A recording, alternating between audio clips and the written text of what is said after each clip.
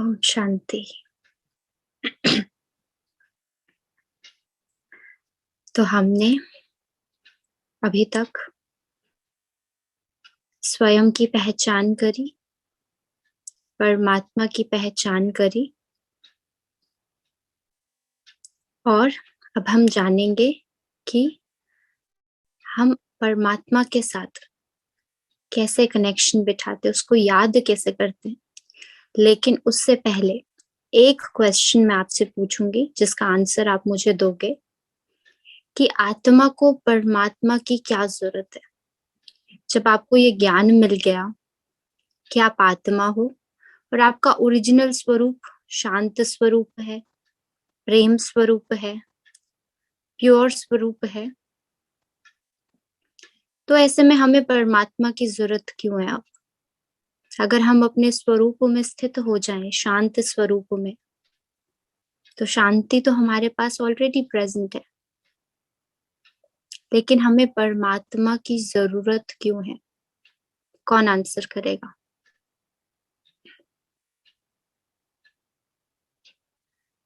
दिव्या।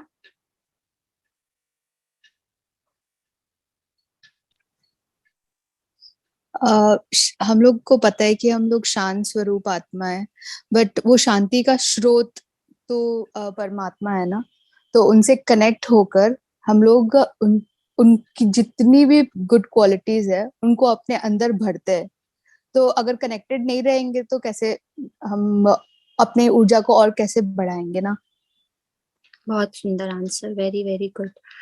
अभिजीत भाई, आप बताओ।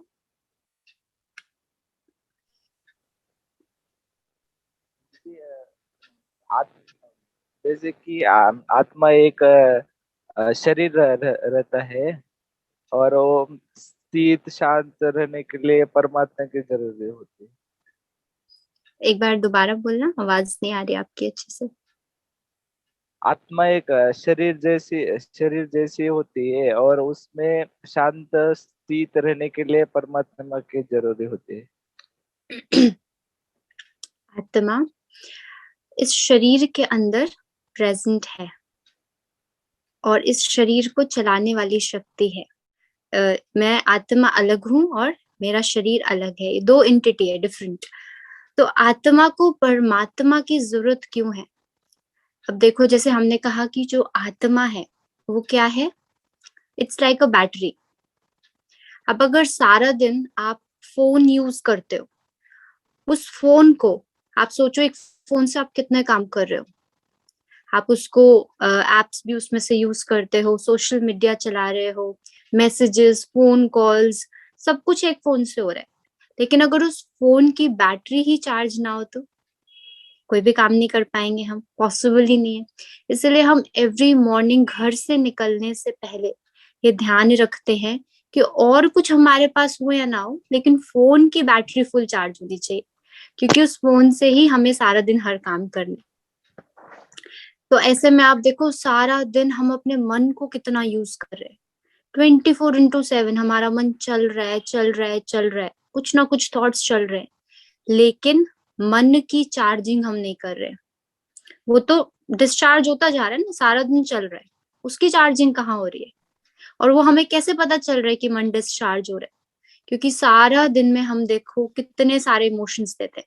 अगर आप सपोज काम पे जा रहे हो और वहां पे जाकर कोई बात हो जाती है, तो एकदम कैसे गुस्सा आ जाएगा हमें, है ना? इरिटेट हो जाएंगे, फ्रस्ट्रेट हो जाएंगे। छोटी छोटी बातों के अंदर हम रिएक्शंस देने शुरू कर देते हैं। तो उसका अर्थ क्या है? कि जो हमारा मन है वो क्या हो रहा है? डिस्चार्ज हो रहा है। अब उसकी चार्जिंग इंपॉर्टेंट है। जिस तरह हम फोन की चार्जिंग करने के लिए चार्जर से कनेक्ट करते हैं, और वो जो चार्जिंग पॉइंट होता है वो पीछे पूरा पावर हाउस होता है, वहां से कनेक्टेड होता है, वो पूरा पीछे से आ रही है पूरी की पूरी बिजली। उसी तरह आत्मा को भी परमात्मा रूपी पावर हाउस से कनेक्शन बिठाना ही पड़ेगा, तभी उसके अंदर वो जो 7 क्वालिटीज हैं वो वापस भरपूर होने लग जाएंगी। अदरवाइज क्या होगा? ऐसा नहीं है कि आत्मा अपने स्वरूप में बैठकर वो क्वालिटीज को अनुभव नहीं कर सकती है, कर सकती है। पर अगर आप देखो कि यहाँ आप कहते हो कि आपको कुछ काम करना है, सपोज कुछ प्रॉपर्टी खरीदनी है, आप अपने पैसों से प्रॉपर्टी खरीद रहे हो, लेकिन अभी आपको उसको अर्न करना पड़ेगा और फिर जाके आप प्रॉपर्टी खरीदोगे। और रादर आपके फादर आकर आपको बोलते हैं कि मैं आपको सपोर्ट करूंगा, आई विल ऑल्सो उसके अंदर थोड़ा सा अपना पेमेंट देके और मैं आपको खरीद कर दूंगा। तो आप सोचो कितनी बड़ी हेल्प हो जाती है। तो उसी तरह परमात्मा भी क्या करता है, हमारी मदद कर रहा है कि वो शांति, वो जो सुख हम चाहते हैं, हम खुद से ले सकते हैं, लेकिन हमें खुद से वो चीज अनुभव करने में 100% भरपूर होने में बहुत समय लग जाएगा। इसलिए परमात्मा क्या करता है, इस समय आकर हमें सरल सरल विधि सिखाता है कि हम बहुत जल्द भरपूर हो जाएं, हमें कोई तकलीफ ना हो। क्योंकि एक फादर कभी भी नहीं चाहेगा कि उसके बच्चों को तकलीफ हो किसी भी तरह की, और फिर परमात्मा को याद करने में तकलीफ हो। इसलिए परमात्मा आकर ऐसी सरल विधि सिखाता है जिससे हमारे अंदर ये सारे गुण ऑटोमेटिकली आते चले जाते हैं। बस बैठ करना क्या है, परमात्मा को याद करना। अभी मैं आपको आगे बताऊंगी, जिस तरह हम मेडिटेशन में, आपने देखा होगा हम निरंतर ऐसे बैठ कर और मेडिटेशन जैसे करते हैं सारे, तो ये मेडिटेशन उस तरह की भी नहीं है। आपको बैठने की भी जरूरत नहीं है, आप चलते फिरते, खाना बनाते हुए परमात्मा की याद में रहकर उससे वो सारे गुण ग्रहण कर सकते हो। तो मेडिटेशन का अर्थ क्या होता है, जैसे शरीर है, शरीर के लिए हम क्या करते हैं, उसको फिट रखने के लिए एक्सरसाइज करते हैं, है ना, ताकि कोई भी शरीर के ऊपर कोई भी रोग इतना आसानी से शरीर को ना पकड़ सके। इम्यून सिस्टम स्ट्रॉन्ग करते हैं, और अगर कोई बीमारी हो भी जाती है तो इजीली वो ठीक हो जाएगी, हमें पता है। और हमें ज्यादा शरीर को फाइट बैक ज्यादा करने की जरूरत नहीं है, वो इजीली ठीक हो जाएगी क्योंकि इम्यूनिटी सिस्टम स्ट्रॉन्ग है। तो उसी तरह जो मेडिटेशन है वो है हमारे मन का ध्यान रखना। अब देखो 3 तरह के लोग होते हैं इस दुनिया के अंदर। एक तो होते हैं जो रेगुलर एक्सरसाइज कर रहे हैं, एवरीडे के बेसिस पे एक्सरसाइज करते हैं, ठीक है, वो इसलिए एक्सरसाइज करते हैं ताकि कोई भी प्रॉब्लम, कोई भी डिजीज उनको इजीली कैच ना करे। एक होते हैं, अगर सपोज कोई बीमारी हो गई तो डॉक्टर ने कहा कि अब आपको तो भी एक्सरसाइज करनी पड़ेगी, तो फिर वो एक्सरसाइज स्टार्ट कर देते हैं, उनको पता है कि भी इसी से बच सकते हैं। और तीसरे होते हैं जिनको बीमारी हो गई, डॉक्टर ने बोला आपको एक्सरसाइज करनी पड़ेगी, लेकिन फिर भी क्या करते हैं, नहीं करते, कोई फर्क नहीं पड़ता, कोई बोल रहा है बोलने दो, कोई बात नहीं, बोलते हैं कोई बात नहीं, 4 दिन की जिंदगी है, खाओ पियो ऐश करो और ऐसे ही निकाल दो, और फिर बाद में दिक्कत हो जाती है और फिर दूसरों के लिए प्रॉब्लम्स। तो ऐसे ही मेडिटेशन है, इसमें भी क्या होता है, एक तो है जो रेगुलर मेडिटेटर्स है, रोज मेडिटेशन करते हैं, ताकि कोई भी प्रॉब्लम हो, कोई भी परिस्थिति बाहर आ रही है, वो हमारे मन के ऊपर इफेक्ट ना डाले। हमारे मन के ऊपर कोई इफेक्ट नहीं पड़ता, क्योंकि जब हम मेडिटेशन करते हैं तो मन शक्तिशाली बन जाता है, मन बहुत स्ट्रांग बन जाता है। तो कोई भी परिस्थिति बाहर आ रही है, वो बाहर की सिचुएशन है, लेकिन अंदर से मन स्ट्रांग है, तो क्या होगा, बाहर कोई भी प्रॉब्लम आ रही है तो हमारे ऊपर इफेक्ट नहीं पड़ेगा, हम ऐसे ऊपर नीचे हिलेंगे नहीं। दूसरी चीज, कई ऐसे मेडिटेटर्स होते हैं जिनके ऊपर प्रॉब्लम आई, कोई इशू हुआ, है ना, कोई बात आई, कोई घर में कोई प्रॉब्लम्स हुई, कोई प्रॉब्लम एंशियस हुए, डिप्रेशन में गए, तो फिर उनको डॉक्टर्स ने सजेस्ट किया कि भी आप मेडिटेशन सीखो, तो वो तब सीख लेते हैं।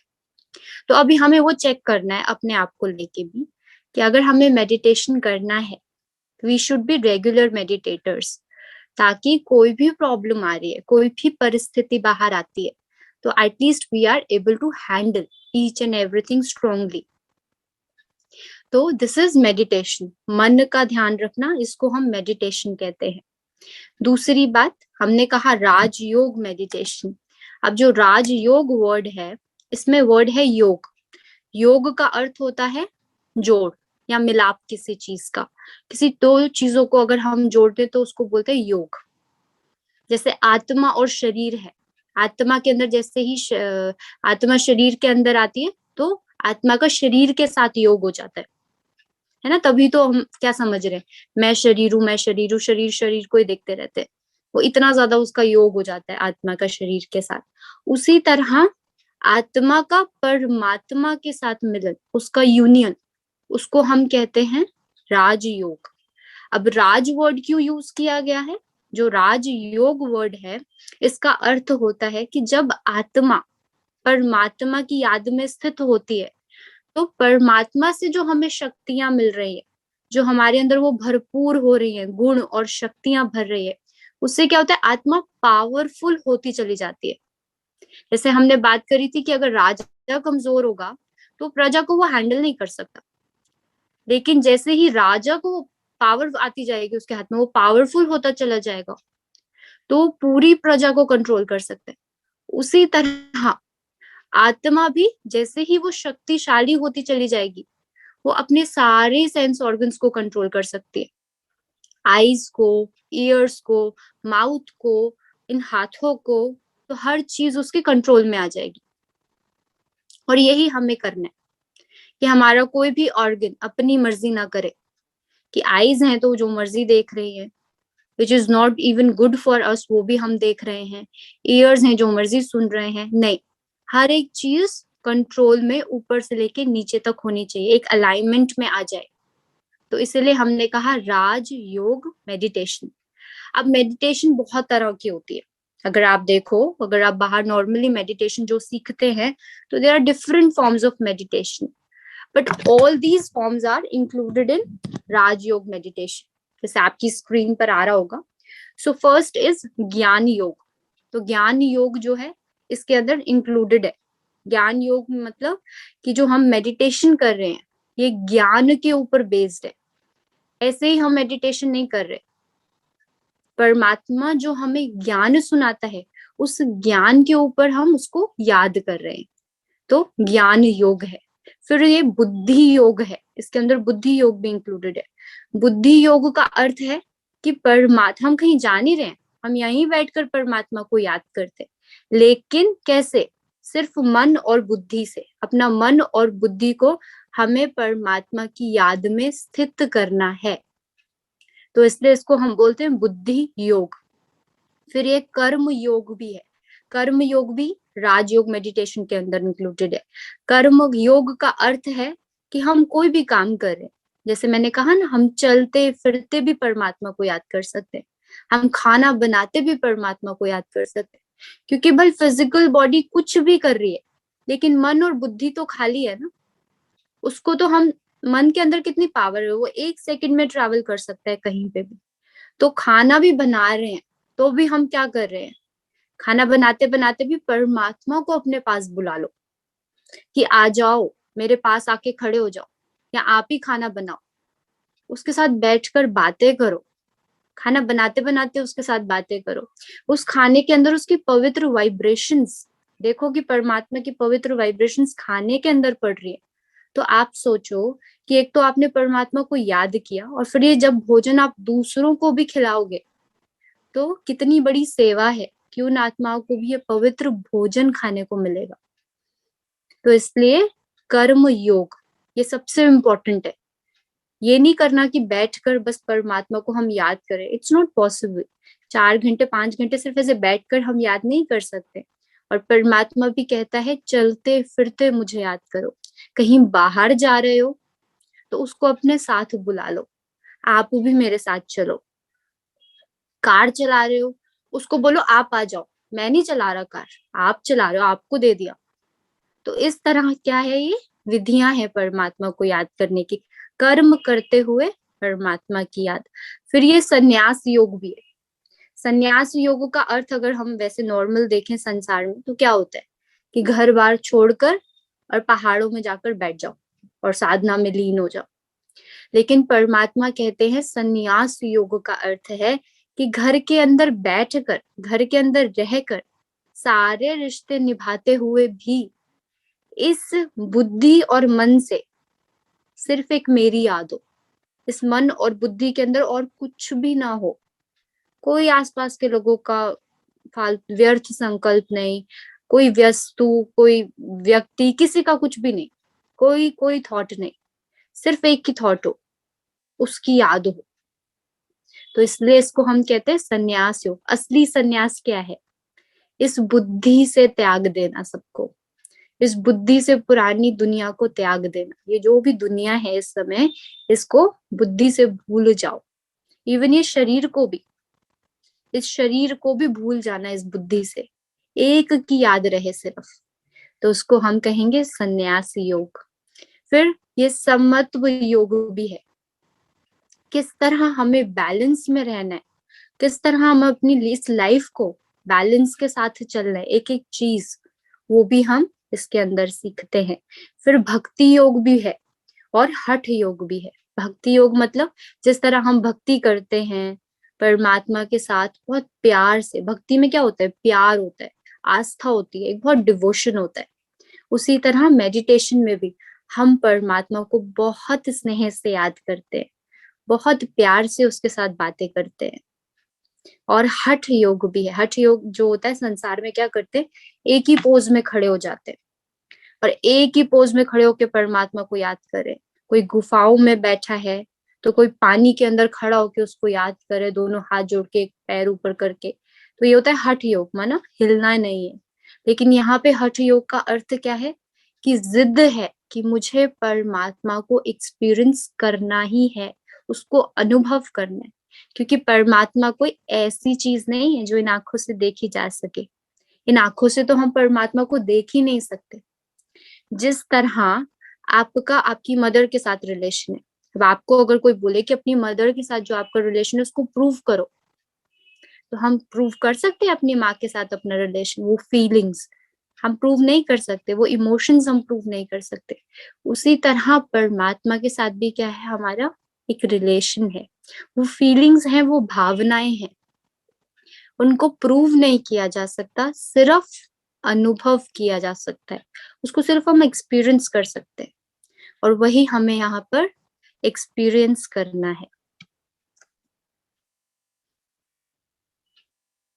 अब इसके अंदर तीन चीजें बहुत इंपॉर्टेंट है मेडिटेशन में, साधक, साध्य और साधन। साधक क्या है? आत्मा, माई सेल्फ।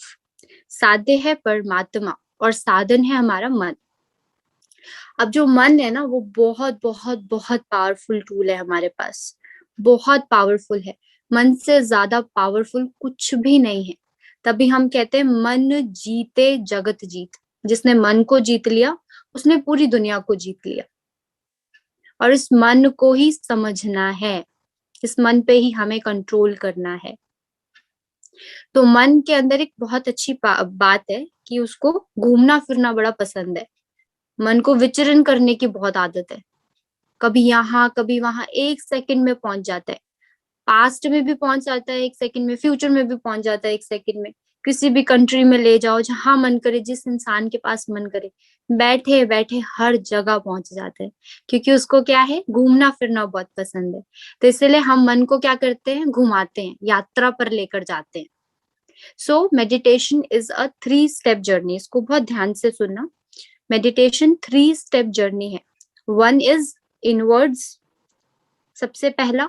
सेकंड अपवर्ड्स, ऊपर। और तीसरा आउटवर्ड्स।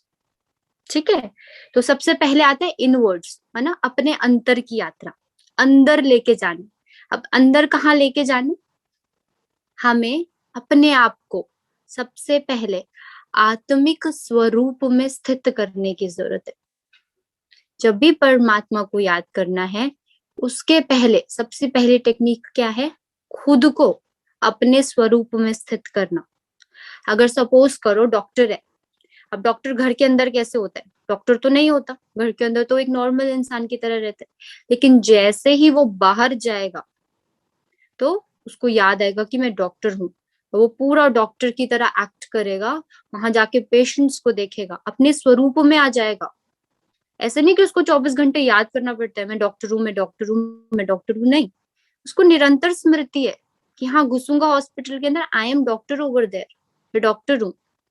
और आपको उसकी चाल चलन से, रंग ढंग से एकदम पता लग जाएगा कि ये डॉक्टर है, ही इज द डॉक्टर। जैसे डॉक्टर आएगा ना, किसी ने कहा भी नहीं होगा, बताया भी नहीं होगा कि ये डॉक्टर है, लेकिन आप देखकर समझ जाओगे कि डॉक्टर साहब आ गए हैं, यही डॉक्टर है। क्योंकि उसकी चाल चलन ऐसी होती है, उसको स्मृति स्वरूप बना हुआ होता है वो, और वो उस स्वरूप में रहकर ही पेशेंट्स को देख सकता है। तो उसी तरह हमें भी अपने स्वरूप में स्थित हो जाना है। कि कौन से स्वरूप में? आत्मिक स्वरूप में। मैं आत्मा हूं। अब देखो, जब डॉक्टर अपने स्वरूप में स्थित हो जाता है तो उसको कौन याद आएगा? उसको घर वाले याद आएंगे उस टाइम पे? अपने घर वाले, अपने बाल बच्चे, कुछ भी सगे संबंधी रिश्तेदार, कुछ याद नहीं आएगा। उसको सिर्फ एक चीज याद रहती है, मेरे पेशेंट्स। डॉक्टर बोला नहीं कि उसको एकदम स्मृति, मेरे पेशेंट्स। उसी तरह आत्मा भाव में जब हम अपने को स्थित करते हैं, आत्मिक स्वरूप में देखते हैं, तो हमें क्या याद आएगा? एक परमात्मा। हमारी बुद्धि से ना तो ये देह याद आएगा, ये शरीर भी याद नहीं आएगा, शरीर के जितने सगे संबंधी हैं कुछ भी याद नहीं आएगा। इसलिए सबसे पहली चीज है अपने आप को अपने स्वरूप में स्थित करना, कि मैं आत्मा हूं। दूसरी चीज, जब हमने अपने को इस स्वरूप में स्थित किया, एक बहुत इंपॉर्टेंट चेकिंग है, वो है हमारे थॉट्स। अपने थॉट्स को चेक करना, मेरे संकल्प क्या चल रहे हैं, मेरा जो मन है उसका आधार क्या है, उसको स्वस्थ रखने का आधार क्या है? संकल्प। और वो भी कैसे? पॉजिटिव। लेकिन पॉजिटिव संकल्प भी कहाँ से आएंगे? उसका आधार क्या है? संकल्पों का। जैसे हम शरीर के लिए एक्सरसाइज तो करते हैं, लेकिन एक चीज और ध्यान रखते हैं, दो चीजें ध्यान रखते हैं, तब जाके हमारे शरीर की फिटनेस होती है।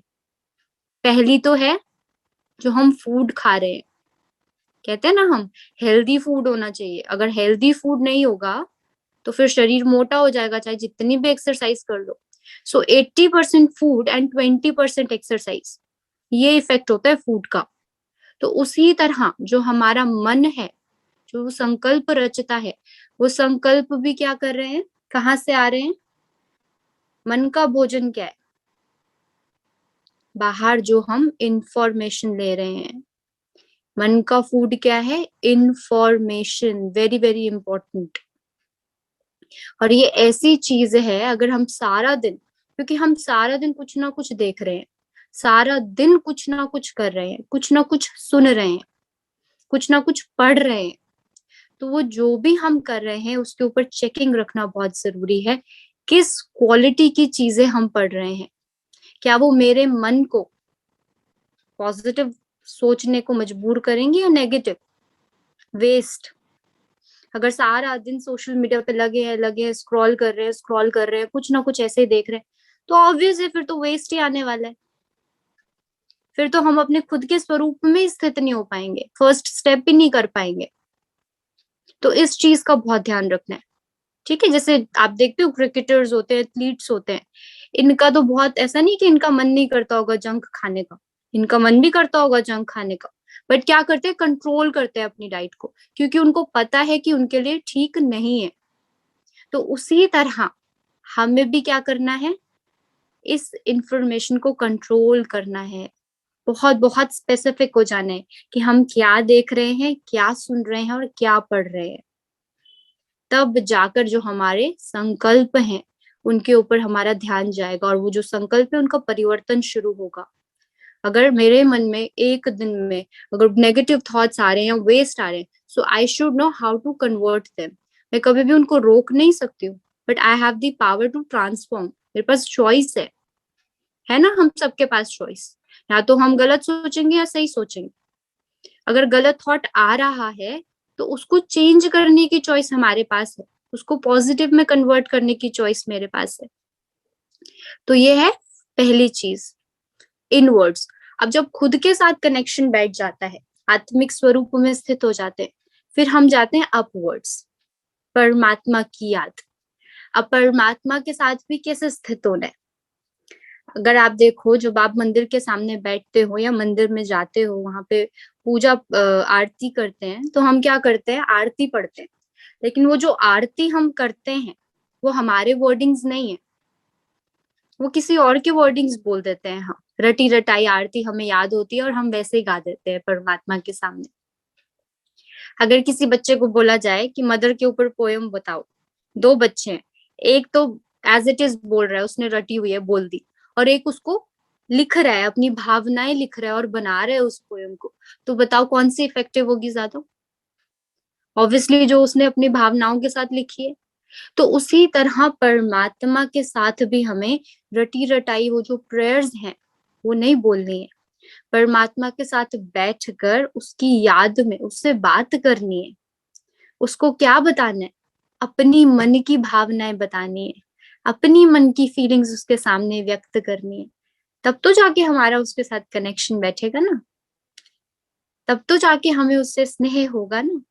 तो परमात्मा के साथ सबसे पहले रिलेशन बनाओ, उसको अपनी मदर बनाओ, फादर बनाओ, whatever you want to, जो भी आपको रिलेशन उसके साथ बनाना चाहो, फ्रेंड भी बना सकते हो। तो जो भी रिलेशन आपको अच्छा लगे आप उसके साथ बनाओ।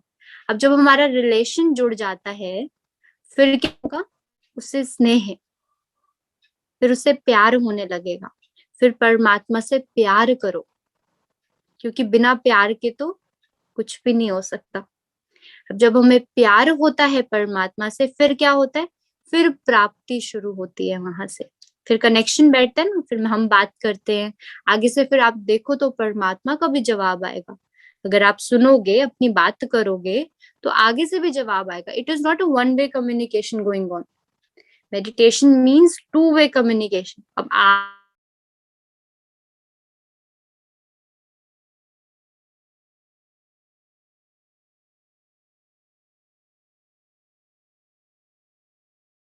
और वो तभी होगा जब हमारे संकल्पों को हम कम कर देंगे, है ना। इतना जो हमारे वेस्ट थॉट्स है उनको हम कम कर देंगे, तब हमें परमात्मा की भी बातें सुनाई देंगी।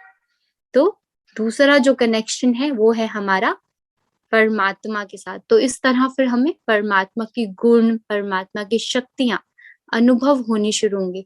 हमें सिर्फ अपने मन को परमात्मा की याद में स्थित करना है, परम धाम ले जाना है अपने मन को।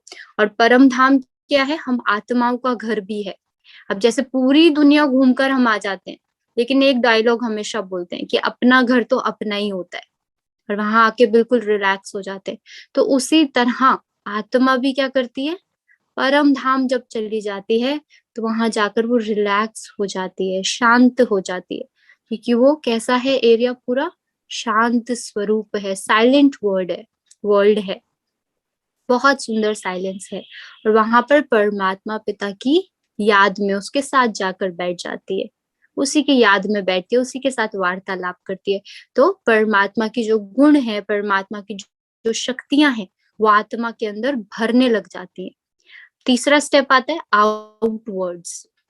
अब जब हमारा हमारे साथ कनेक्शन ठीक हो गया, परमात्मा के साथ कनेक्शन ठीक हो गया, तो फिर क्या होगा?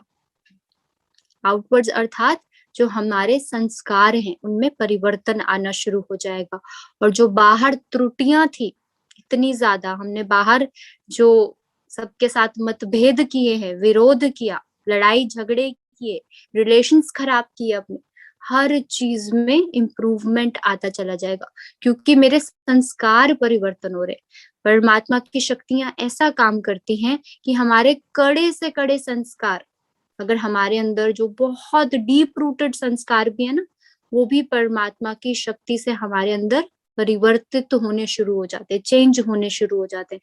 और जब संस्कार हमारे चेंज होने शुरू हो जाएंगे, तो जो बाहर के साथ जो रिलेशनशिप थे, हमारे जो रिलेशंस थे, वो तो अपने आप सुंदर हो जाएंगे, क्योंकि यहाँ से संस्कार परिवर्तन हुआ, संकल्पों का परिवर्तन हुआ, संकल्पों के साथ फीलिंग्स का परिवर्तन हुआ, फीलिंग्स के साथ बिहेवियर का परिवर्तन हुआ, और बिहेवियर के साथ हमारे एक्शंस का परिवर्तन हो गया, है ना। जो कर्म हम कर रहे हैं उनका सबका परिवर्तन हो जाता है। तो बाहर भी रिश्ते कैसे हो जाते हैं? बहुत खूबसूरत। वो हमें करने की कुछ जरूरत नहीं है, सिर्फ स्व परिवर्तन की जरूरत है, अपने को परिवर्तन करना है। तो बाहर अपने आप ही परिवर्तन आ जाएगा। और आपको देखकर, सबसे अच्छी बात, आपको देखकर और आत्माओं को भी हिम्मत मिलेगी, ताकत मिलेगी परिवर्तन होने की।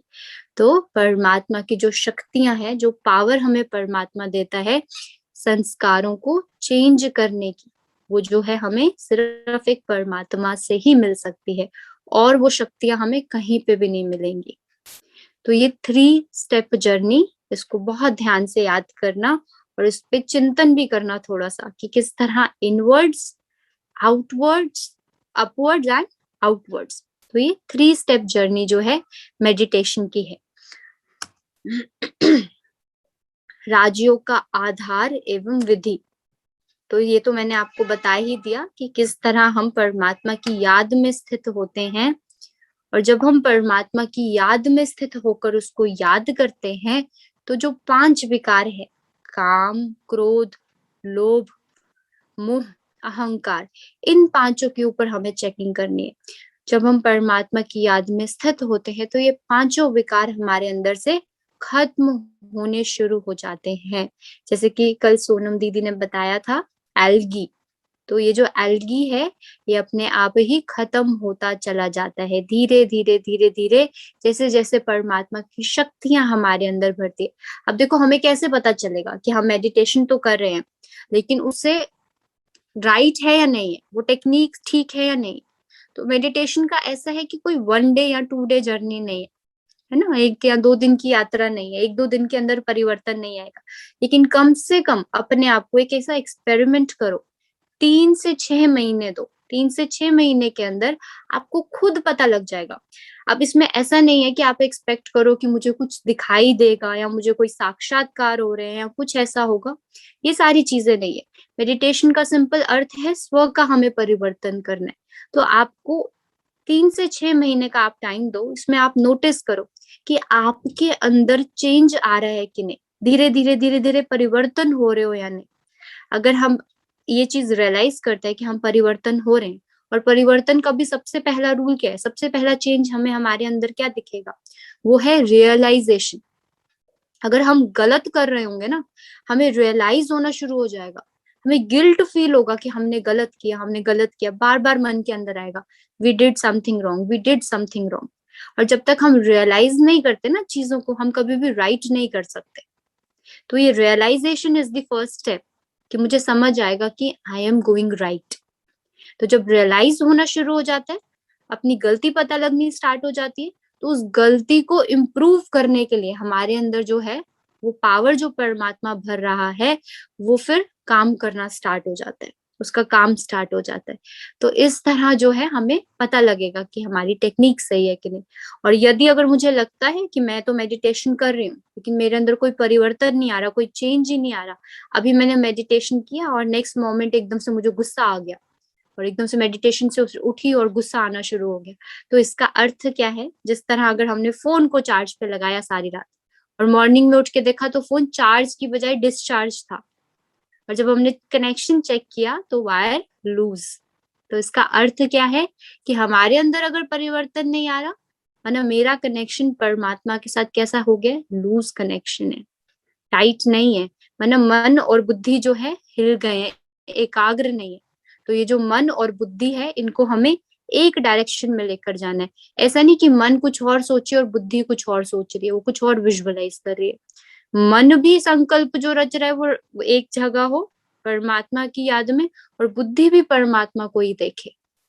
ये दोनों जब एक डायरेक्शन में जाते हैं तो एकाग्रता हो जाती है, और जहां एकाग्रता होगी वहां अनुभव जरूर होते हैं, अनुभूति जरूर होगी, आपको एक्सपीरियंसेस जरूर होंगे।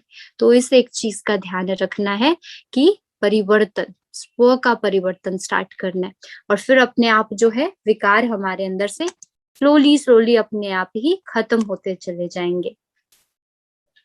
ये हम कल करेंगे, राजयोग के स्तंभ और नियम। कुछ नियम है, कुछ है मेडिटेशन के, तो जो बेसिस है मेडिटेशन की वो क्या है उनको हम कल स्टडी करेंगे।